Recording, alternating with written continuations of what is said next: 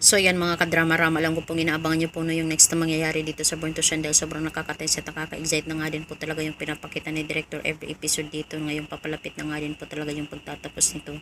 At alam naman po natin mga kadrama yung revelasyon na nalaman na din po talaga ni Jenny yung katotohanan about nga po talaga sa kanyang pagkatao na magkapatid nga po talaga sila ni Megan. At nung mga time na yun na kinonfront po talaga ni Jenny itong si Megan dahil gusto nga lang po talaga niyang mapalapit dito ay talagang nagmamatigas nga po talaga itong si Megan.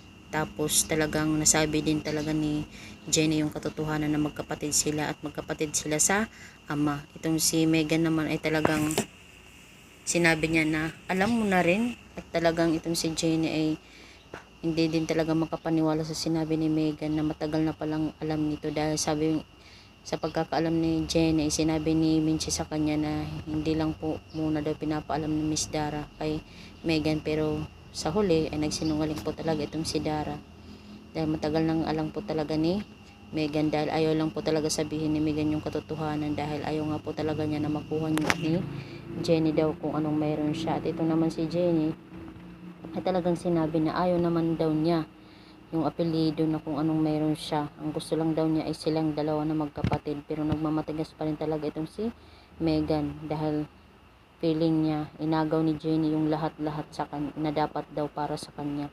Alam naman natin na hindi naman po talaga ganun itong si Jenny. Sobrang napakabait ni Jenny, maintindihin ano pa ang kukunin niya na kaasa kung anong mayroon si Megan dahil may magandang bahay na si Jenny, may magandang career, 'di ba? Magandang pamilya. Ano pang hinahangad niya? Hinahangad lang naman talaga ni Jenny ay yung maging magkakampi sila, magkapatid, magmahalan, magintindihan, hindi sa mga bagay na kung anong mayroon dahil brainwash kasi ni Dara itong si si Megan. Hindi magandang ehemplo din itong si Dara sa kanyang anak na si Megan.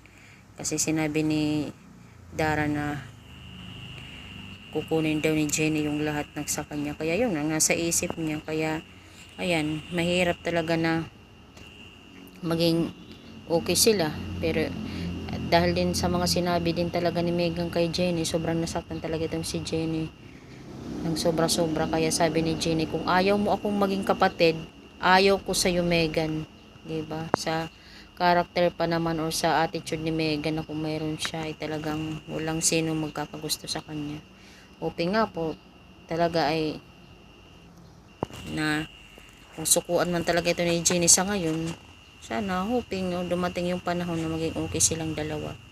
So yan mga kadrama, abangan na lang po natin yung next na mangyayari dito sa Born to Shine. Don't forget to please like, share, and subscribe my channel para sa susunod na videos ma-update ko po kayo. Bye!